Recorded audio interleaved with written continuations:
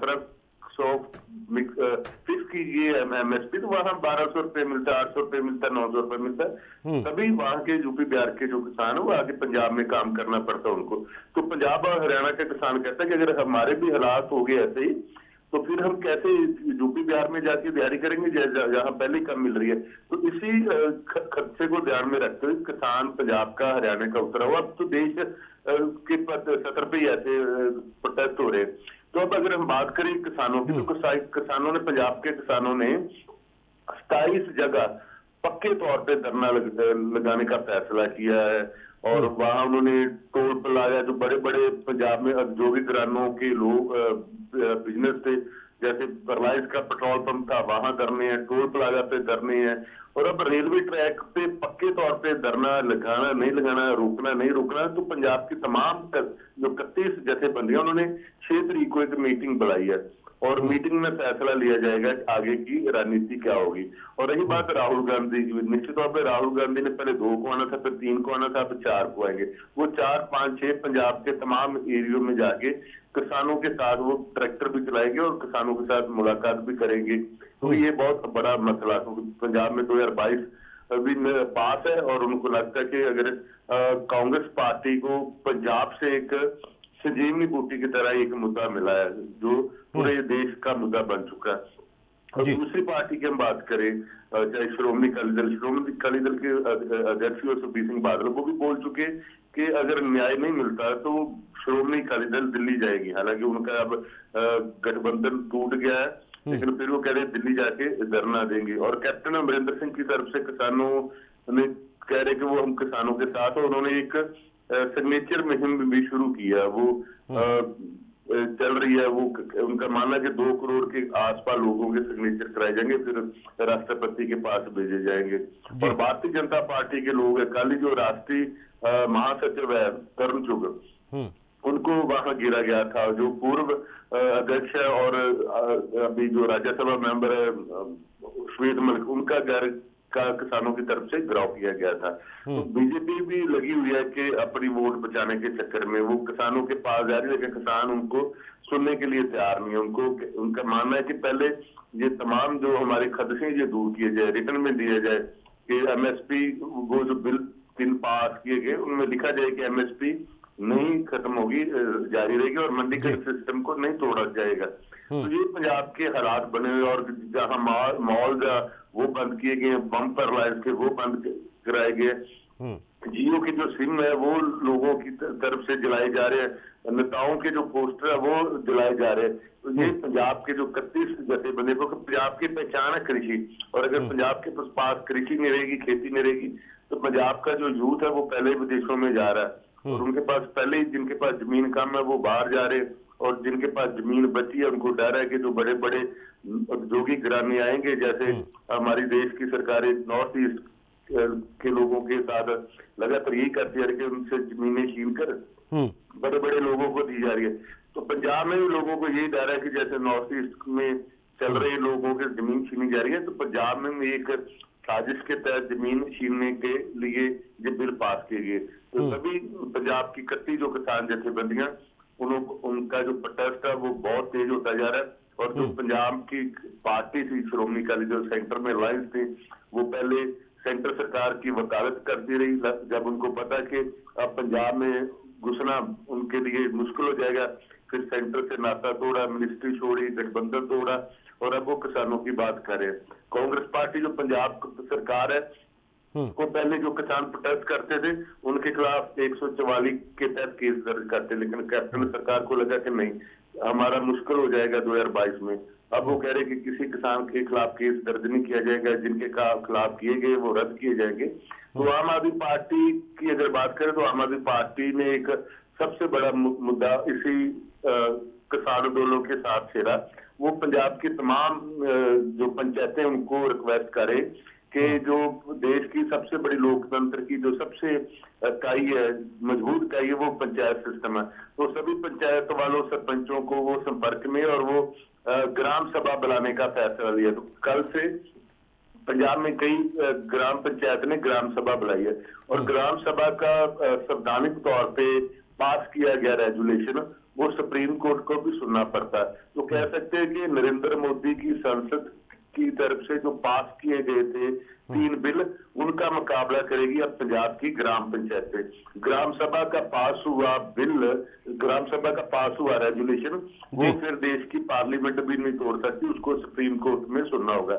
ये 3 जो bill pass किए गए वो आम आदमी पार्टी की तरफ से पंजाब की तमाम जितने भी 12,500 पंचायत है उनके साथ संपर्क किया जा रहा है, लोगों को जागरूक किया जा रहा है कि जो संसद ने 3 जबरी बिल पास किए उनका मुकाबला करने के लिए हमारे पास संविधान ने एक ताकत दी, अधिकार दिया, वो ग्राम सभा बुलाने का। और ग्राम सभा का पास हुआ रेजुलेशन फिर देश की पार्लियामेंट भी तोड़ नहीं सकती, सुप्रीम कोर्ट को सुनवाई देनी पड़ी। आपको याद होगा कि जब बंगाल में टाटा कंपनी का संगरूर में पाया लगना था, प्रोजेक्ट लगना था, तभी यही इलाज हुआ था, वहां जमीन छीनने की कोशिश की गई थी। फिर वहां बंगाल के लोग जीते थे और वहां से प्रोजेक्ट कंपनी को छोड़ना पड़ा था, फिर वो कंपनी गुजरात में गई थी। तो ऐसे हालात पंजाब में बने हुए कि हम अपनी जमीन छीने नहीं देंगे, एमएसपी जारी रखनी होगी, मंडीकरण सिस्टम तोड़ना नहीं होगा। जी बिल्कुल, बहुत शुक्रिया जगतार जी आपका तमाम महत्वपूर्ण जानकारी के लिए। अगली बड़ी खबर का रुख करेंगे। यूपी से आपको बता दें, हाथरस गैंगरेप कांड को लेकर देश भर में शासन प्रशासन की हुई फजीयत के बाद आखिरकार सरकार की नींद टूटी। सरकार ने मामले में जिले के एसपी विक्रांत वीर को सस्पेंड कर दिया और इस मामले में एसपी के साथ ही सीओ, थाना अध्यक्ष और कई पुलिसकर्मियों पर गाज गिरी है। लेकिन सवाल ये है कि आखिर डीएम को क्यों बचाया जा रहा है, डीएम प्रवीण कुमार को क्यों बचाया जा रहा है। देश भर में आंदोलन का दौर जारी है। आपको ये बता दें कि हाथरस में हुए जघन्य गैंगरेप कांड के बाद इसकी जो लपटें हैं, ये जो आग है वो पूरे देश भर में फैल चुकी है। अब ऐसे में सरकार ने इसमें कार्रवाई की है। हाथरस कांड में एसपी विक्रांत वीर को सस्पेंड किया गया। साथ ही आपको ये बता दें कि आईपीएस नित्यानंद राय हाथरस के नए एसपी बनाए गए हैं, उनको जिम्मेदारी मिली है। लेकिन डीएम का हम वीडियो भी लगातार दिखा रहे हैं कि डीएम किस तरह से अपनी भूमिका वहां पर अदा कर रहे हैं, लेकिन उन पर मेहरबानी बरती जा रही है। डीएम और एडीएम की बदसलूकी की खबरें लगातार सोशल मीडिया पर वायरल हो रही हैं, मीडिया के माध्यम से भी प्रसारित की जा रही हैं, लेकिन इन लोगों पर कार्रवाई नहीं हुई। पुलिसकर्मियों की अगर बात की जाए तो एसपी सस्पेंड हुए, सीओ सस्पेंड हुए, सीओ के साथ ही थाना अध्यक्ष और बाकी अन्य पुलिसकर्मियों को भी सस्पेंड किया गया। लेकिन डीएम पर मेहरबानी दिखाई जा रही है, एडीएम पर मेहरबानी दिखाई जा रही है। देश भर में आक्रोश है, देश भर में आंदोलन है हाथरस कांड को लेकर। डीएम को सस्पेंड करने को लेकर भी लगातार आवाज़ें उठ रही हैं, एडीएम को सस्पेंड करने की आवाज़ें उठ रही हैं। इन लोगों की बदसलूकी की वजह से ही लगातार फजीयत भी होती नजर आ रही है सरकार की, लेकिन सरकार की मेहरबानी सीधे तौर पर इन लोगों पर है।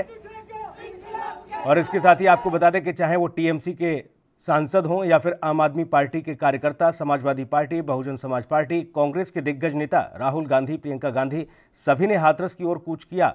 लेकिन हाथरस में धारा 144 लगा दी गई है, कोविड के नियमों का हवाला दिया जा रहा है। इतना ही नहीं, पूरे गांव को और शहर के बॉर्डरों को सील करते हुए गांव को छावनी में तब्दील कर दिया गया है। किसी से भी पीड़ित परिवार को मिलने नहीं दिया जा रहा है।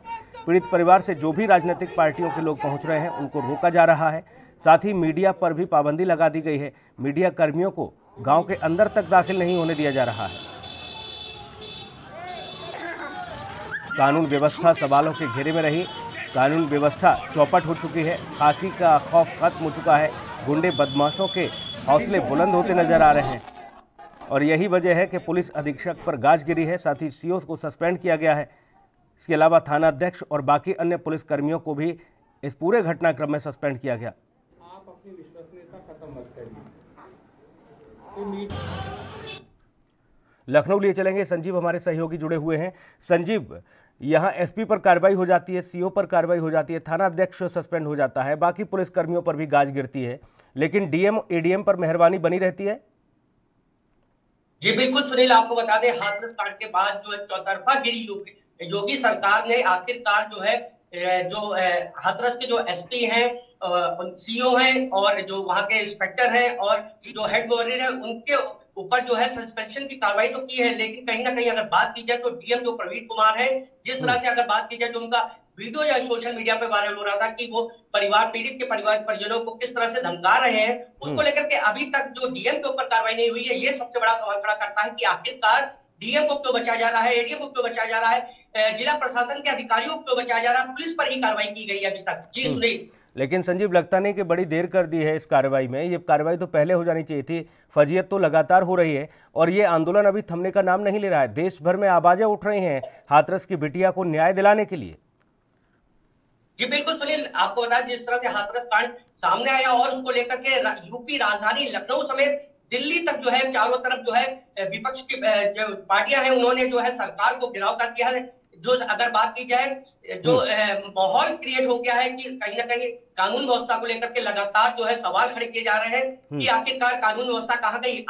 सबसे अहम होता है कि जो कार्रवाई होती है वो इतने दिनों के बाद की जा रही है, आखिर किसको बचाया जा रहा था। पुलिस और जिला प्रशासन पर जिस तरह से जो है सवाल उठ रहे थे कि आखिरकार देर रात जो है अंतिम संस्कार क्यों किया गया, उस पर भी तमाम तरह के सवाल खड़े हो रहे थे। लेकिन अगर बात की जाए तो शासन के तमाम अधिकारी और सत्ता पक्ष के जो लोग हैं वो भी चुप्पी साधे हुए थे कि आखिर कहीं ना कहीं जो आखिर किसने निर्देश दिया। ये तमाम तरह के जो सवाल खड़े होते हैं कि आखिरकार मीडिया को क्यों नहीं जाने दिया जा रहा है, पूरा का पूरा जो है गांव छावनी में तब्दील हो गया। तो तमाम तरह के सवाल खड़े होते हैं कि आखिर किसको बचाया जा रहा है। लेकिन अंततः अगर बात की जो प्रारंभिक जांच के रिपोर्ट आने के बाद कल योगी सरकार ने, मुख्यमंत्री योगी आदित्यनाथ ने पुलिस कर्मियों के ऊपर कार्रवाई तो की है, लेकिन अभी अगर बात की जाए तो जिला प्रशासन वहां के जो डीएम है प्रवीण कुमार, उनको बचाया गया है। जी संजीव, हाथरस जाने के लिए तो तमाम राजनीतिक दल के जो नेता हैं वो पहुंच रहे हैं, लेकिन मिलने नहीं दिया जा रहा पीड़ित परिवार से। गांव में किसी को घुसने नहीं दिया जा रहा, मीडिया तक को वहां पर एंट्री नहीं दी जा रही है प्रशासन के द्वारा।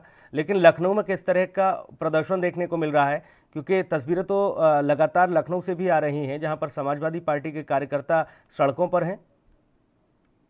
जी बिल्कुल सुनील, देखिए जिस तरह से हाथरस कांड सामने आया उसको लेकर सियासी अगर सरगर्मियां देखी जाए तो बहुत तेज हो गई है। यूपी से लेकर के दिल्ली तक तमाम विपक्षी पार्टियां जो है लगातार प्रदर्शन कर रही है, अपना विरोध जाहिर कर रही है। आए दिन पिछले 3 दिनों की अगर बात की जाए तो सपा के जो कार्यकर्ता है वो यहाँ हजरत चौराहे पर काफी संख्या में जो है प्रदर्शन कर रहे हैं और उन पर लाठीचार्ज भी हो रही है। कांग्रेस पार्टी की अगर बात की जाए तो कांग्रेस भी जो है लगातार प्रदर्शन कर रहा है। आम आदमी पार्टी के जो सांसद है संजय सिंह, उनकी पत्नी ने भी कल प्रदर्शन किया था महिलाओं के साथ जाकर के। तो तमाम संगठन है वो लगातार जो है योगी सरकार को घेर रहा है कि आखिरकार कानून व्यवस्था कहाँ गई। यूपी के जो नारा था कि बेटी बचाओ बेटी पढ़ाओ, उनको नारे को लेकर के कहाँ गई सरकार, उसको लेकर के तमाम जो विपक्षी पार्टियां हैं वो लगातार जो है सरकार को घेरने लगी है। और कहीं ना कहीं बात की जाए क्योंकि जिस तरह से मीडिया को नहीं जाने दिया जा रहा है उस गांव में, आखिर पूरा छावनी तब्दील कर दिया गया। सबसे अहम एक और जानकारी आपको देता हूं कि जिस तरह से निर्भया केस में जो वकील की सीमा वो भी मिलने जा रही थी, लेकिन उनको नहीं जाने दिया गया। कल जो टीएमसी सांसद है वो अपने प्रतिनिधिमंडल के साथ जो वहां गांव में पहुंचे थे उनको रोक दिया गया, उनके साथ धक्का मुक्की गई। तो कहीं ना कहीं आखिर क्यों नहीं जाने दिया जा रहा है लोगों को। बात सिर्फ एक ही निकल के सामने आ रही है कि एसआईटी जांच हो रही है, एसआईटी जांच हो रही है। 2 दिन से एसआईटी जांच वहां जा रही है, जांच करके चली भी आ रही है, लेकिन आखिरकार क्यों नहीं जाने दिया जा रहा है, सबसे बड़ा सवाल उठता है सुनील। बिल्कुल, और जो मेहरबानी लगातार देखने को मिल रही है डीएम और एडीएम पर, ये भी कई सारे सवाल खड़ी करती है। संजीव, क्या ये जो निलंबन की कार्रवाई की गई है, इन लोगों को निलंबित किया गया है, इससे क्या आक्रोश थम जाएगा? जी बिल्कुल नहीं। देखिए अभी सिर्फ पुलिस के 4 अगर बात की जाए तो एसपी, सीओ और इंस्पेक्टर समेत हेड में 4 पुलिस कर्मियों पे भी अगर कार्रवाई ही की गई है, लेकिन और इनका नार्को टेस्ट की भी संस्तुति कर दी गई है कि इनके नार्को टेस्ट किए जाएंगे। तो कहीं ना कहीं आखिर जिला प्रशासन के ऊपर तो इतनी हमदर्दी क्यों दिखाई जा रही है, तो नहीं जिला प्रशासन, क्योंकि जिस तरह से डीएम प्रवीण कुमार का जो वीडियो वायरल होता है सोशल मीडिया पे, वो परिजनों को धमका रहे हैं कि आज मीडिया है कल चली जाएगी, हमें यही रहना है, तो जल में रह के मगर से बैर नहीं। तो इस तरह की जो बातें निकल के सामने है, तो आखिरकार वहां के डीएम को क्यों बचाया जा रहा है, वो लेकर के सबसे बड़ा सवाल खड़ा होता है कि आखिर इनके ऊपर कार्रवाई करने में क्यों इतना जो है शासन और जो लोग हैं, जो बड़े अधिकारी हैं, वो इतनी देर क्यों कर रहे हैं, आखिर सबसे बड़ा सवाल उठ करके जी। साथ ही नार्को टेस्ट के लिए तो अधिकारी जिनको निलंबित किया गया इनका तो होगा ही, कर्मचारियों पुलिस कर्मियों का, लेकिन इसके अलावा पीड़िता के परिजनों के भी नार्को टेस्ट की खबर है। संजीव जी बिल्कुल सुनिए, देखिए नार्को टेस्ट जो आदेश जारी हुआ है कल शाम को शासन के द्वारा, उस पर साफ लिखा हुआ है कि वादी और प्रतिवादी यानी कि जो विक्टिम के जो परिजन है उनका भी नार्को टेस्ट किया जाएगा, और जो पुलिसकर्मी है उनका भी नार्को टेस्ट किया जाएगा। तो कहीं ना कहीं नार्को टेस्ट करके एक मैसेज देने की बात की जा रही है कि हम दूध का दूध और पानी का पानी करेंगे सरकार। और सबसे अहम बात बता दें, क्योंकि इस पूरे घटनाक्रम को लेकर के मुख्यमंत्री योगी आदित्यनाथ लगातार निगाह बने हैं। पर प्रतिदिन की जो अपडेट होती है उसका ब्यौरा जो है आख्या प्रस्तुत किया जाता है मुख्यमंत्री के सामने। उसके बाद ही कल जो देर शाम जो ये कार्रवाई हुई है पुलिस के ऊपर, उसके बाद ही ये कार्रवाई की गई। लेकिन अभी एसआईटी की रिपोर्ट आने में जो कि 7 दिन का समय दिया गया था, अभी 2 दिन हो चुके हैं, तीसरा दिन जारी है। लगातार एसआईटी वहां जा रही है, वहां के लोगों, वहां के परिजन, वहां के पुलिसकर्मियों से लगातार जो है जांच की जा रही है कि आखिर किन मुद्दों पर क्या मामला रह गया था, उसको लेकर के जांच करी थी। लेकिन कहीं ना कहीं एक सिर्फ और सिर्फ खानापूर्ति की गई है कि पुलिसकर्मियों के ऊपर सस्पेंशन की कार्रवाई होकर के अभी जिला प्रशासन के ऊपर कार्रवाई नहीं की गई है। ये सबसे बड़ा सवाल खड़ा करता है कि आखिरकार इतनी देर क्यों हो रही है, इतना समय क्यों लग रहा है, इतना विलंब क्यों हो रहा है तमाम तरह के। क्योंकि जिस तरह से अगर बात की जाए यूपी में आए दिन की जो घटनाएं हो रही है, यूपी की जो बेटियां, यूपी की महिलाओं की सुरक्षा लेकर के जो तमाम विपक्ष की पार्टियां वो लगातार सवाल खड़े कर रहे हैं कि आखिर महिलाएं क्यों नहीं सुरक्षित है, कहाँ गया जो है सरकार का नारा। संजीव, सबसे महत्वपूर्ण है कि आखिरकार कहीं पर भी ऐसा देखने को नहीं मिला। मीडिया पर पाबंदी लगा दी गई, गांव में मीडिया को रोक दिया गया, पीड़ित परिवारों की आवाज को नहीं उठाने दिया जा रहा, उनको मिलने से रोका जा रहा है। और पहली बार ऐसा देखने को मिल रहा है जहां पर ऐसा लग रहा है जैसे फूलगढ़ी गांव ना हो गया हो, एलओसी बॉर्डर हो गया हो। देखिए सुनील, एलओसी में भी मीडिया को जाने की जो इजाजत मिल जाती, क्योंकि जिस तरह से वहां की जो गतिविधियां होती है उसका पूरा कवरेज जो है मीडिया करती है। लेकिन आखिरकार सबसे बड़ा सवाल खड़ा होता है कि उस गांव के अंदर मीडिया को क्यों नहीं जाने दिया जा रहा। मीडिया तो छोड़िए, वहां के गांव के जो स्थानीय लोग हैं उनको भी गांव से बाहर जाने पर रोक लगा दी है। कोई भी व्यक्ति गांव के बाहर नहीं जा सकता है। पूरा का पूरा गांव जो है छावनी में तब्दील कर दिया गया है। जितने भी रास्ते हैं, बिल्कुल जाहिर तौर पर संजीव, हालांकि निलंबन की कार्रवाई हुई है पुलिसकर्मियों पर, अब देखना यह होगा कि आखिरकार डीएम और एडीएम पर गाज कब गिरेगी, इन लोगों पर कार्रवाई कब होगी और आखिर इन पर इतनी मेहरबानी क्यों, ये बड़ा सवाल है। बहुत शुक्रिया तमाम महत्वपूर्ण जानकारी के लिए। अगली खबर का रुख करेंगे। हाथरस में कांड को लेकर देश भर में लोगों में आक्रोश है। जी हां, छत्तीसगढ़ की राजधानी रायपुर में भी हाथरस कांड को लेकर कैंडल मार्च निकाला गया और पीड़िता को श्रद्धांजलि दी गई। मार्च में प्रदेश के कांग्रेस के अध्यक्ष मोहन मरकाम के साथ ही बड़ी तादाद में लोगों ने अपनी नाराजगी जाहिर की। मोहन मरकाम ने प्रधानमंत्री मोदी से उत्तर प्रदेश के मुख्यमंत्री योगी आदित्यनाथ को हटाने की मांग की, साथ ही प्रदेश में राष्ट्रपति शासन लगाने की भी बात कही। किया गया है, इसकी हम घोर निंदा करते हैं।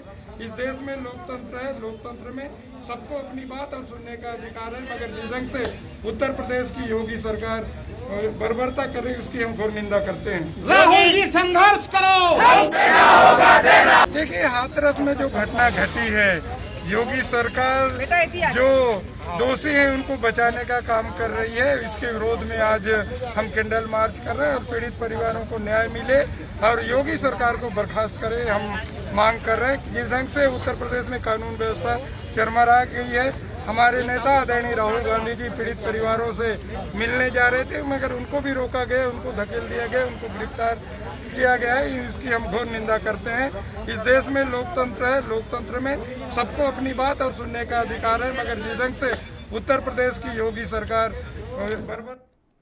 जी हाँ, तो देखिए देश भर से आवाजें उठ रही हैं, कैंडल मार्च निकाले जा रहे हैं, विरोध प्रदर्शन का सिलसिला लगातार जारी है। छत्तीसगढ़ की ये तस्वीरें हैं रायपुर की, जहां पर कांग्रेस के कार्यकर्ताओं ने हाथ में कैंडल लेकर पीड़िता के न्याय के लिए आवाज बुलंद की है। इस दरमियान प्रदेश कांग्रेस कमेटी के अध्यक्ष की अगर बात की जाए मोहन मरकाम की, वो भी यहां इन लोगों के साथ आवाज उठाने के लिए पहुंचे। साथ ही उन्होंने प्रधानमंत्री से अपील की है कि उत्तर प्रदेश में राष्ट्रपति शासन लागू किया जाए, साथ ही वहां के मुख्यमंत्री योगी आदित्यनाथ को तत्काल प्रभाव से हटाया जाए। तो रायपुर में कांग्रेस ने कैंडल मार्च निकाला, तस्वीरें आप देख सकते हैं। साथ ही आपको बता दें कि कांग्रेस के अध्यक्ष मोहन मरकाम ने सीधे तौर पर उत्तर प्रदेश में राष्ट्रपति शासन लगाने की बात कही है। छत्तीसगढ़ में गूंजा है हाथरस कांड। ये राजधानी रायपुर की तस्वीरें हम आपको दिखा रहे हैं। इसके अलावा बाकी अन्य शहरों की अगर बात की जाए छत्तीसगढ़ के, तो वहां पर भी कांग्रेस के साथ साथ बाकी सामाजिक संगठनों का विरोध प्रदर्शन लगातार जारी है। हाथरस कांड को लेकर देश भर में आक्रोश है लोगों में और इसीलिए लगातार आवाज भी उठाते हुए नजर आ रहे हैं।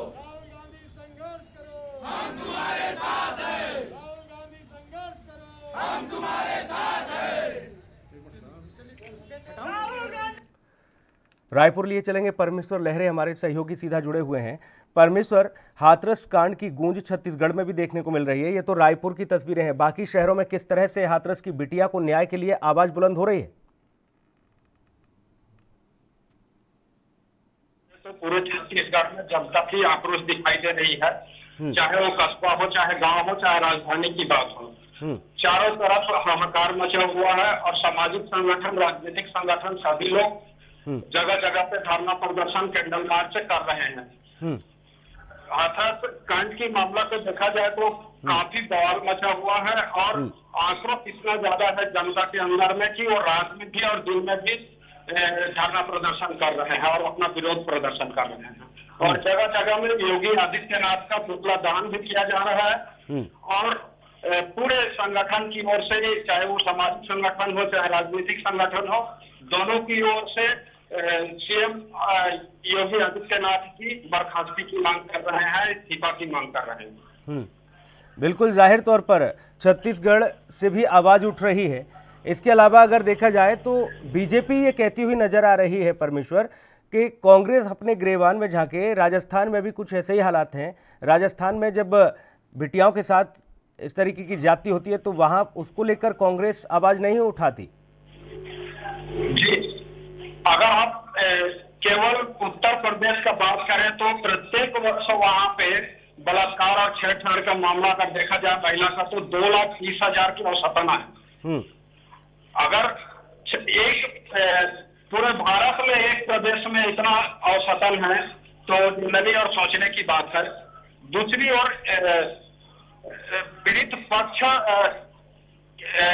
के रक्षा करने के बजाय उनके ऊपर दबाव कर रहे हैं पुलिस प्रशासन के लोग। जैसे बॉर्डर में, एलओसी के बॉर्डर में जैसे सेना को देखा जाता है उस तरीका से चारों तरफ घेर कर रखा गया है और ये घटना पूरे मानव समाज को शर्मसार कर देती है। ऐसा घटना में एक दलित परिवार की लड़की है और उनके साथ में गैंगरेप और बर्बरता पूर्वक उनके साथ मारपीट की घटना है। क्या किस तरह की आवाज और उठाएगी छत्तीसगढ़ कांग्रेस की अगर बात की जाए, क्योंकि बाकी अन्य राजनीतिक दलों की देखा जा रहा है उनका मूवमेंट, वो यूपी के हाथरस पहुंच रहे हैं पीड़ित परिवार को सांत्वना देने, उन्हें ढांढस बंधाने। हालांकि मिलने तो नहीं दिया जा रहा लेकिन वो जरूर वहां पहुंच रहे हैं। तो ऐसे में छत्तीसगढ़ कांग्रेस का कोई प्रतिनिधि मंडल क्या मूवमेंट करेगा? क्या उनको भेजा जाएगा पीड़ित परिवार से मिलने के लिए? अभी इस बात को लेकर कोई निर्णय नहीं हुई है, लेकिन देखा जाए लगातार हाथरस कांड को लेकर लगातार यहाँ पे धरना प्रदर्शन चल रहा है।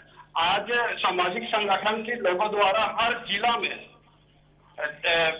दुर्ग हो, भिलाई हो या फिर रायपुर हो या बलौदा बाजार हो या गरियाबंद हो, आज 10 बजे से राष्ट्रपति के नाम पे एक मेमोरेंडम ज्ञापन देने की तैयारी किए हुए हैं। बहुत सारे सामाजिक संगठन के लोग धीरे धीरे इकट्ठा हो रहे हैं। आज 10 बजे से उनका धरना प्रदर्शन और ज्ञापन सौंपा जाएगा।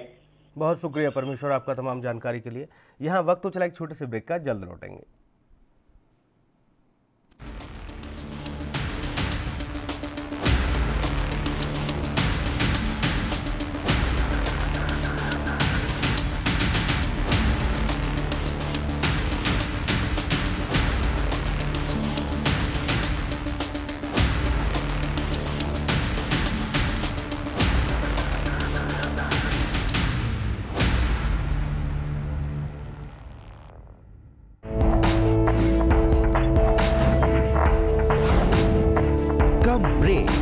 और ज्यादा खबरों के साथ देखिए ANP news in channel number पर।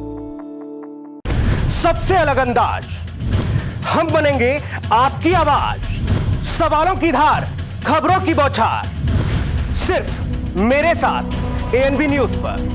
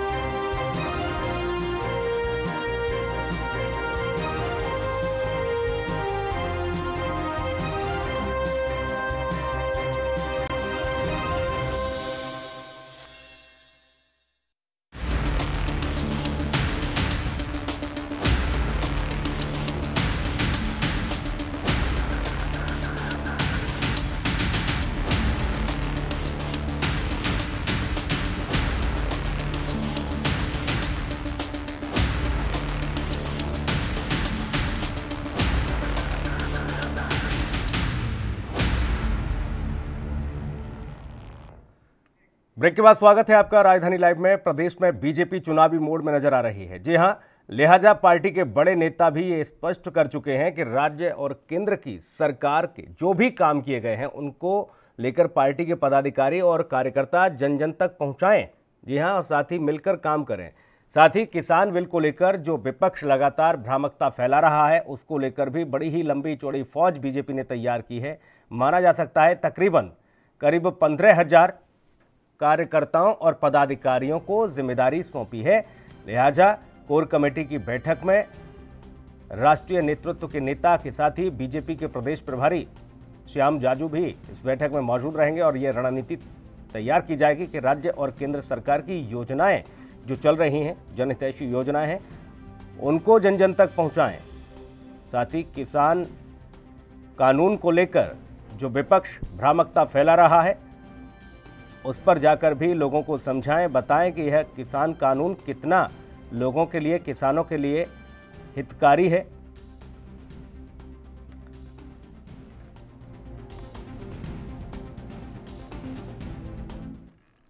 सीधा लिए चलेंगे विकास, हमारे सहयोगी जुड़े हुए हैं। विकास, बीजेपी ने एक लंबी चौड़ी फौज तैयार की है जो जन जन तक ये पहुंचाएगी कि केंद्र और राज्य सरकार किस तरह से लोगों के लिए योजनाओं को क्रियान्वित करके लाभ पहुंचा रहा है। बिल्कुल सुनील, आपको बता दें भाजपा पूरी तरह से चुनावी मोड में नजर आ रही है, जिसको देखते हुए कल एक कोर कमेटी बैठक होने जा रही है जिसमें कि जो भी तमाम केंद्र सरकार, राज्य सरकार की योजना है उनको देखते हुए काफी लंबी चौड़ी जो फौज है भाजपा के द्वारा तैयार की गई, जिसमें कि भाजपा के पदाधिकारी, अन्य जो नेतागण है वो उसमें शामिल किए गए हैं, जो कि जन जन तक जाकर जो भी केंद्र सरकार की योजना है या राज्य सरकार की योजना है उनके बारे में जानकारी दी जाएगी। और बात की जाए तो कल जो कोर कमेटी होने जा रही है इसमें केंद्रीय मंत्री डॉक्टर रमेश सिंह पोखरियाल भी इसमें जो है शामिल होंगे। और आज डॉक्टर रमेश पोखरियाल केंद्रीय मंत्री हरिद्वार पहुंचेंगे जो कि प्रेस वार्ता करेंगे। और कल देहरादून में भी रमेश पोखरियाल की प्रेस वार्ता होगी जिसमें तमाम जो अन्य जो नेतागण है भाजपा के जो पदाधिकारी हैं वो भी शामिल होकर कोर कमेटी का जो कल यहाँ पर दौर है इसको देखते हैं जो भाजपा के पदाधिकारी है वो भी देहरादून पहुंचेंगे और तमाम जो नई योजना है चुनावी मोड की उसको लेकर भाजपा पूरी तरह से चुनावी मोड में नजर आ रही है। सुनील, विकास, लगता नहीं कि किसान कानून को लेकर भी लगातार जो विपक्ष ने एजेंडा चलाया, जो विपक्ष विरोध कर रहा है, जो पंजाब हरियाणा के साथ बाकी अन्य राज्यों में विरोध प्रदर्शन हो रहा है, उसकी गूंज तो लगातार बाकी राज्यों में पहुंची रही है और ये लोगों को समझ में भी आ रहा है कि किसान कानून जो तैयार किया गया है, जो कानून बनकर ये बिल आए, ये किसानों के हित में तो नहीं है। चाहे मोदी सरकार लाख कहती रहे, लेकिन लोग अब इस बात को समझ गए हैं कि ये हमारा अहित करने वाला कानून है। बिल्कुल सुनील, बात की जाए तो किसान बिल को लेकर पूरे प्रदेश में, उत्तराखंड में भी जो है रोष है। जो किसान है लगातार सड़कों पर आ रहे हैं। किसानों का कहना है कि जो बिल कानून हमारे लिए बना गया है ये हमारे लिए उपयोगी नहीं है, जिसको देखते हुए लगातार किसान सड़कों पर उतर रहे हैं, धरना प्रदर्शन कर रहे हैं, चक्का जाम कर रहे हैं, रेल भी रोक रहे हैं। तो कहीं न कहीं जो किसान है वो भी इसके विरोध में है। तो इसी को देखते भाजपा ने जो लंबी चौड़ी 15,000 पदाधिकारी, जो नेतागण ने जो फौज तैयार की है, यह भी बिल की जानकारी को लेकर जन जन तक पहुंचेगी और बिल में किस तरह के क्या कुछ सरकार के मुद्दे ये भी जनता तक पहुंचाएगी। लेकिन किसानों का साफ तौर पर कहना है कि जो बिल हमारे लिए कानून में निकाला गया है ये हमारे लिए उपयोगी नहीं है। उसको देखते जो किसान है वो भी लगातार सड़कों पर उतर रहे हैं, इस बिल का विरोध कर रहे हैं। तो साफ तौर पे इसको देखते हुए जो लंबी चौड़ी फौज भाजपा ने उतारी है, तो कहीं न कहीं जो चुनावी मोड़ देने का रूप जो कल कोर कमेटी होने जा रही है, इसमें जो भी भाजपा के पदाधिकारी चाहे वो मंत्री है उनको पूरी तरह से कोर कमेटी में चुनावी मोड का पूरा मुद्दा समझा जाएगा, ताकि जिस तरह से जो किसानों का बिल है ये जन जन तक पहुंच सके और किसानों को जो मंत्रीगण है या नेतागण है ये समझा सके। तो आम जनता तक, जन जन तक जो भी केंद्र सरकार की योजना है, राज्य सरकार की योजना है, इसको देखते हुए जो लंबी चौड़ी फौज तैयार की गई है यह भी जन जन तक उतारेगी, ताकि भाजपा का जो चुनावी मोड है लगातार रेल पटरी पर पहुंचे। सुनील, लेकिन विकास, लगता नहीं कि बीजेपी जो है बहुत जल्दबाजी में है। आखिर क्या अभी ऐसी ज़रूरत है कि बीजेपी को चुनावी मोड के लिए 15,000 कार्यकर्ताओं की फौज तैयार करनी पड़ी? आपको अगर यही सब करना है तो आप योजनाओं के लिए, मॉनिटरिंग के लिए लोग तैयार करिए। आप देखिए कि आपकी सरकार द्वारा चलाई जा रही योजनाओं का लाभ लोगों को मिल रहा है, नहीं मिल रहा। कोरोना काल से लोग उबर नहीं पा रहे हैं, पर्यटन एक बड़ा व्यवसाय है उत्तराखंड के लिए, जो बड़ा रेवेन्यू देता है, जिससे प्रदेश की आर्थिक स्थिति मजबूत होती है। लेकिन पर्यटन के क्षेत्र में बिल्कुल मामले ठप पड़े हुए हैं। आप सड़कों के हाल देख लीजिए, आप शिक्षा के हाल देख लीजिए, आप स्वास्थ्य के हाल देख लीजिए। मतलब ये इस तरह की स्थिति है। इस ओर बीजेपी को ज़्यादा फोकस करना चाहिए। अगर विकास आप करेंगे, लास्ट आखिर तौर पर अगर चुनाव से 2 महीने पहले भी आप ये बता देंगे कि, और बताने की ज़रूरत क्या होती है, जो धरातल पर विकास होता है, विकास वो दिखता है। बिल्कुल सुनील, आपको बता दें जो तमाम तरह की योजनाएं सरकार की, वही अब तक जन जन तक नहीं पहुंच पाई है।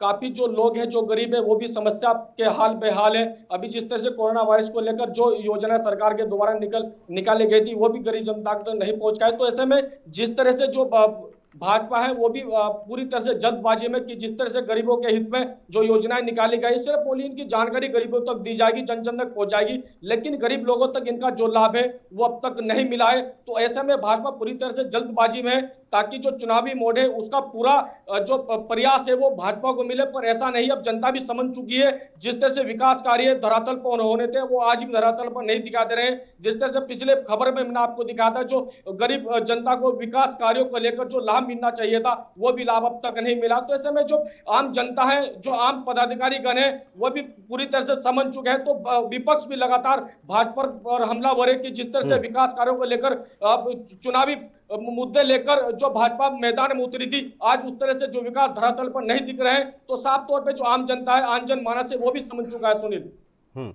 और विकास, जाहिर तौर पर कितने लोगों को ये मालूम होगा कि उत्तराखंड सरकार के द्वारा उनके लिए कितनी योजनाएं चलाई जा रही हैं। ग्रामीण क्षेत्रों की बात कर ली जाए, शहरी क्षेत्रों की बात कर ली जाए, हालांकि कुछ ऐसे पढ़े लिखे नौजवान जिनको जानकारी ज़रूर होगी कि सरकार की कुछ योजनाएं जो हैं जो उनके लिए लाभकारी हैं, लेकिन उनको भी पूरी तरह से ये जानकारी नहीं होगी कि सरकार द्वारा जो उनके टैक्स का पैसा जाता है उसी को सरकार तमाम विकास के मद में खर्च करती है। लेकिन उन्हें जानकारी नहीं है कि कौन कौन सी योजनाओं से उनको लाभ मिल सकता है, उनकी आर्थिक स्थिति मजबूत हो सकती है, उनके स्वास्थ्य को लेकर चिंता सरकार ने जो जाहिर की है वो ठीक हो सकता है। ये ज़रूरी नहीं विकास के, ये बीजेपी के लोगों को ये सुनिश्चित करना चाहिए, सरकार को भी ये सुनिश्चित करना चाहिए कि जिन लोगों को अभी तक ये जानकारी नहीं, पहले ये जानकारी तो पहुंच जाए कि उनको सरकार के द्वारा चलाई गई उस योजना का लाभ कैसे मिलेगा। आखिर एक गांव का व्यक्ति जो पढ़ा लिखा नहीं है, उसको आप एक लंबा सा पर्चा निकाल के दे देते हैं कि ये सरकारी योजनाएं हैं, ये आपके लिए लाभदायक है। उसको नहीं मालूम, उसको नहीं इंग्लिश में पढ़ना आता है, लेकिन आपको ये समझाना तो होगा। ऐसा तो होता नजर नहीं आ रहा विकास।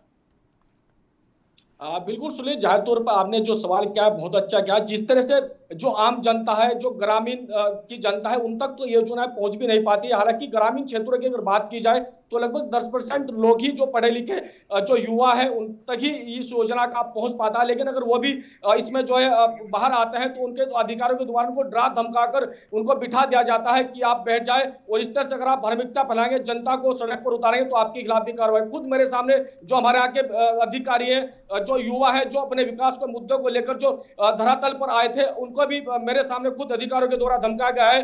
तो इस तरह की जो तमाम योजनाएं गरीबों तक नहीं पहुंच पाती है, और इन जो योजना का जो लाभ मिलना था वो चुनावी मोड में, अब जैसे कि चुनाव लगातार नजदीक आ रहे हैं, तब जाकर गरीब जनता को सरकार के द्वारा, जो सरकार के जो पदाधिकारी हैं, जो नुमाइंदे हैं, इनके द्वारा जनता को जाकर तब ये जो विकास कार्य है ये गिनवाया जाता है, जिस तरह की योजना है इनको गिनवाया जाता है। लेकिन विकास, जनता अब जागरूक हो चुकी है और जनता ये समझ चुकी है विकास, अब जनता ये समझ चुकी है कि आप अपनी सरकारी योजनाओं को गिनाकर आप हमसे वोट नहीं ले सकते। हमें उन योजनाओं का लाभ कितना मिला, हमारे परिवार को कितना लाभ मिला, हमारे प्रदेश को कितना लाभ मिला, वो लोग अब जान चुके हैं। तब तो इन योजनाओं के बारे में बताना भी ठीक है। अगर स्थिति वही है कि आपकी योजनाएं 5 साल से चल रही हैं और चुनाव का वक्त आने में है, ऐसे में जब आप पहुंच रहे हैं कि ये योजना आपके लिए थी, तो उस योजना का कोई मतलब नहीं। गरीब क्या करेगा, उस योजना को ओढ़ेगा, बिछाएगा, सब जानते हैं लोग, और ये समझना होगा बीजेपी को। बहुत शुक्रिया विकास तमाम महत्वपूर्ण जानकारी के लिए। स्वच्छता में अपना परचम लहराने वाले इंदौर नित्य नए कीर्तिमान स्थापित कर रहा है। जी हाँ, इंदौर में आपको ये बता दें कि बैक लेन में सफाई और रोबोटिक चेंबर क्लीनिंग मशीन से अब की जाएगी। तो वहीं इंदौर में करीब 100 से अधिक बैक लेन को जन भागीदारी से साफ और सुंदर बनाया गया है। आपको ये बता दें कि इंदौर अभी भी स्वच्छता के मामले में नंबर 1 पर ही है, लेकिन शहर को और साफ सुथरा बनाने के लिए जन भागीदारी के साथ ही आपको बता दें कि अन्य तरह की रोबोटिक मशीनों के द्वारा शहर को और साफ सुथरा बनाया जाएगा। देश भर के अगर स्वच्छता शहरों की सूची में देखा जाए तो इंदौर सबसे स्वच्छ का जो आंकड़ा है, जो सबसे स्वच्छ का जो तबका है, वो इंदौर के सर पर है। और एक बार फिर से इंदौर ने एक और बड़ी पहल की है। रोबोटिक मशीनों के द्वारा बैकलेन में सफाई को, जो अब तक वहाँ गंदगी दिखती थी, उसको भी साफ किया जाएगा और जन भागीदारी से ये पूरे काम को अंजाम दिया जाएगा। यानी कि कुल मिलाकर इंदौर जो है और एक नया कीर्तिमान हासिल करने जा रहा है। इंदौर लिए चलेंगे गणेश तिवारी, हमारे सहयोगी ज्यादा जानकारी के साथ मौजूद हैं। गणेश, रोबोटिक मशीनों के द्वारा बैकलेन की सफाई की जाएगी, जनभागीदारी से भी ये कार्य होगा, यानी कि एक और नए पड़ाव की ओर इंदौर ने कदम बढ़ा दिए हैं। जी निश्चित तौर पर सुनील, देखिए जहां इंदौर ने 4 बार अपना स्वच्छता में परचम लहराया है और पूरे भारत में नंबर 1 रहा है, तो ऐसे में निश्चित तौर पर इंदौर चाहेगा कि उसका 5वीं बार भी वो स्वच्छता में परचम लहराए। ऐसे में नित नए जो कीर्तिमान है वो इंदौर हासिल कर रहा है और स्वच्छता में हासिल करने की चाह रखता है। जहां कल गांधी जयंती थी, निश्चित तौर पर प्रधानमंत्री नरेंद्र मोदी ने भी गांधी जयंती के दिन स्वच्छता दिवस मनाने का उद्घोष किया था, तो ऐसे में इंदौर में कल स्वच्छता दिवस के रूप में मनाते हुए नया कीर्तिमान हासिल करते हुए ऑटोमेटिक रोबोटिक मशीनों का संचालन इंदौर में अब आया है। जहां ड्रेनेज लाइन, जो बैकलेन होते थे, चैम्बर्स होते थे, जो कि काफी गहरे होते थे, ऐसे में जो स्वच्छता कर्मचारी थे वो उन्हें अंदर घुसना पड़ता था और ऐसी कई घटनाएं हो जाती थी। तो अब इसी नित नए कीर्तिमान को हासिल करते हुए इंदौर में करीब 5 अभी टेस्टिंग के तौर पर रोबोटिक चैम्बर, ऐसी ऑटोमेटिक रोबोटिक मशीन आई है जो स्वच्छता में अब नित नए कीर्तिमान हासिल कर इंदौर का परचम 5वीं बार भी स्वच्छता में लहराने की ओर अग्रसर रहेगा। इंदौर शासन प्रशासन के साथ साथ गणेश, जनभागीदारी भी बेहद महत्वपूर्ण है। ऐसे में लोग भी बखूबी सहयोग करते हैं शहर को साफ सुथरा रखने में। आखिर कैसे मुमकिन हो पा रहा है ये सब कुछ, विस्तार से बताएं ताकि बाकी शहर के लोग, बाकी गांव देहात के लोग भी सुने और समझें कि आखिर स्वच्छता के लिए जब आपने मन में ठान लिया है तो फिर वो नामुमकिन नहीं है, आप उसे मुमकिन कर सकते हैं। बिल्कुल सुनील, आपने सही कहा कि स्वच्छता में अगर इंदौर 4 बार नंबर 1 आया है, तो जहां एक बार नगर निगम और प्रशासन का जहां कहीं ना कहीं इसके लिए अच्छा प्रयास रहा है, वहीं सबसे अहम अगर किसी का रोल रहा है तो वो जनता का रहा है। जनता ने वाकई इंदौर में बहुत ही जागरूकता के साथ इंदौर की जनता ने स्वच्छता में सहभागिता नगर निगम और प्रशासनिक टीमों का दिया है। जनता ने यहाँ पर ठाना था कि वो किसी तरह से गंदगी नहीं होने देंगे और आसपास वो अपने स्वच्छ रखेंगे। जब इंदौर, अगर मैं सुनील बात करूं, इंदौर पहली बार स्वच्छता में नंबर 1 आया था, तब जनता बेहद ही जागरूक हो चुकी थी और उससे कहीं ना कहीं इंदौर की जनता को अपने आप में गर्व हुआ था कि हमारा शहर पूरे देश में नंबर 1 आया है। ऐसे में हम सभी को भी कुछ ठानना चाहिए और आसपास गंदगी नहीं होने देना चाहिए। तो यही एक अवसर रहा, यही एक जागरूकता का समय रहा जब जनता ने इस पे जागरूकता दिखाई और नगर निगम प्रशासनिक टीम का सहयोग देते हुए जनता ने यहाँ पे पूरी जिम्मेदारी के साथ स्वच्छता में सहभागिता दी है, जिसकी वजह से इंदौर आज 4 बार स्वच्छता में नंबर 1 आया, जो कि बेहद ही जनता के लिए कहीं ना कहीं खुशी का एक अवसर और उसका कहीं ना कहीं गर्व से हुआ है, इंदौर वासी होने का उसे गर्व महसूस होता है। गणेश, कैसे कैसे इस पूरे कार्यक्रम को अंजाम दिया जाता है? अभी तो चलिए रोबोटिक मशीनों के द्वारा जो बैकलेन की सफाई का जो मसला था, जो आपने बताया कि बहुत गहरे गटर होते हैं, उनकी सफाई इससे की जाएगी, यानी कि कुल मिलाकर किसी भी तरह से कहीं पर भी गंदगी का नामो निशान नहीं रहेगा इंदौर में। लेकिन अभी तक जो इंदौर ने कीर्तिमान हासिल किए हैं वो किस तरह से अमली जामा, किस तरह से अंजाम दिया जाता है, कैसे कैसे व्यवस्थाएं की गई हैं शहर चौराहों पर, चौक पर और बाकी गली नाके पर, कैसे कैसे शहर को कचरा मुक्त और वहां से गंदगी मुक्त बनाने के लिए पहल हुई है? सुनील, मैं आपको बता दूं, सबसे पहले तो एक इंदौर ऐसा मात्र शहर है जहां आधुनिक मशीनों की अगर बात करें तो सबसे पहले आधुनिक मशीनों के द्वारा इंदौर में स्वच्छता जो है जागरूकता और स्वच्छता की टीमों ने स्वच्छता में अभियान में प्रयासरत रही हैं। सारी आधुनिक मशीनें इंदौर ने हासिल की हैं। यहाँ पर तमाम सारी आधुनिक मशीनें थी, इसके पहले भी, चाहे वो रोड की सफाई हो, तमाम आधुनिक मशीनों की तरह सफाई होती थी, चाहे वो कचरा गाड़ी हो, सूखा कचरा और गीला कचरा, ऐसी तमाम उन कचरे को भी फिल्टर करना ताकि उससे वायु प्रदूषण ना होना और कहीं भी कचरा इकट्ठा ना होना, तमाम ऐसी आधुनिक मशीनों के द्वारा इंदौर को स्वच्छता में आगे लाया जा रहा था। लेकिन यह एक ऐसी कमी थी जो चैम्बर की कमी हुआ करती थी। चैम्बर में लोग जो स्वच्छता कर्मचारी थे वो अंदर जाते थे, तो कहीं ना कहीं एक आधुनिक मशीन की सिर्फ एकमात्र कमी थी, जो कि इंदौर ने फिर से परचम लहराते हुए आधुनिक मशीन में नंबर 1 लाते हुए वापस से एक नई इंदौर को आधुनिक मशीन मिली है, जो कि भारत पेट्रोलियम और इंदौर नगर निगम और प्रशासनिक अधिकारियों की मेल से और उनकी सहभागिता से एक नई आधुनिक मशीन मिलने से इंदौर को कहीं ना कहीं एक बार फिर 5वीं बार स्वच्छता में नंबर 1 लगाने के लिए अग्रसर रहेगा और कहीं ना कहीं इस जीत और जो एक मुहिम चलाई जा रही है इसमें कहीं ना कहीं उसका साथ मिलेगा। बहुत शुक्रिया गणेश आपका तमाम महत्वपूर्ण जानकारी के लिए। अगली खबर का रुख करेंगे, सीधा लिए चलेंगे महाराष्ट्र। जी हाँ, सुशांत केस राजपूत से जुड़ा हुआ ये पूरा मामला। ऐसे में आपको ये बता दें कि उनके फ्लैटमेट सिद्धार्थ पिठानी से सीबीआई पूछताछ कर सकती है, दोबारा पूछताछ की जा सकती है। हत्या के एंगल से फिर से जांच शुरू की जाएगी। सारा अली खान के मोबाइल सेल फोन का भी आपको ये बता दें कि 3 साल का पुराना रिकॉर्ड एनसीबी अब खंगालेगी। 2018 में हुई बातचीत के कॉल रिकॉर्ड की तलाश की जाएगी एनसीबी के द्वारा, और इसके साथ ही सीबीआई सिद्धार्थ पिठानी जो कि उनके फ्लैटमेट थे सुशांत सिंह राजपूत के, उनसे पूछताछ की जाएगी। सीबीआई के रडार पर हैं। ऐसे में सूत्रों के हवाले से ये खबर है कि जल्द से जल्द एक बार फिर से पूछताछ की जा सकती है। सारा अली खान के मोबाइल फ़ोन के 3 साल पुराने रिकॉर्ड भी खंगाले जाएंगे, यानी कि मुश्किलें लगातार बढ़ सकती हैं। एनसीबी मोबाइल के रिकॉर्ड खंगालेगी और ये पता लगाने की कोशिश की जाएगी कि आखिर ड्रग्स का ये खेल कितने दिनों से चल रहा है, कितने सालों से चल रहा है। तो 3 साल पुराना डेटा निकालने की कोशिश करेगी एनसीबी, और साथ ही सुशांत केस में सीबीआई ने अपनी जांच को तेज कर दिया है, क्योंकि सिद्धार्थ पिठानी से फिर से पूछताछ हो सकती है। मुरारी सिंह हमारे सहयोगी जुड़े हुए हैं मुंबई से सीधा। मुरारी, सबसे पहले तो ये कि सीबीआई की रडार पर है सिद्धार्थ पिठानी, जल्द से जल्द पूछताछ हो सकती है, हत्या के एंगल से अब जांच की जाएगी। जी सुनील, बिल्कुल सही कहना है। इस तरीके की अटकनें लगाई जा रही है कि सिद्धार्थ पिठानी और नीरज से सीबीआई दूसरे राउंड की पूछताछ कर सकती है। जिस तरीके से सुशांत मामले में अब आंदोलन पकड़ लिया है, जहां दिल्ली के जंतर मंतर में और मुंबई में भूख हड़ताल के जरिए सुशांत को जस्टिफाई के लिए लगातार अपील कर रही है। 302 के तहत अब मांग की जा रही है। अब ऐसे में आज सीबीआई के जो डायरेक्टर है वो जो है सीबीआई टीम के साथ जो है उनकी मुलाकात होगी, बैठक होगी।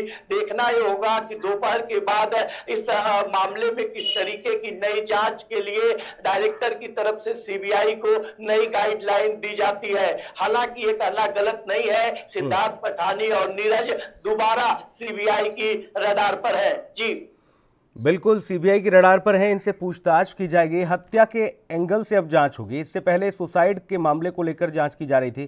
क्या उम्मीद क्या की जा रही है, क्या किस तरह की अटकलें हैं, क्या इस मामले में कोई सफलता हासिल लग सकती है सीबीआई को, क्योंकि अभी तक तो इस मामले में किसी भी तरह की कामयाबी सीबीआई को हाथ नहीं लग पाई है।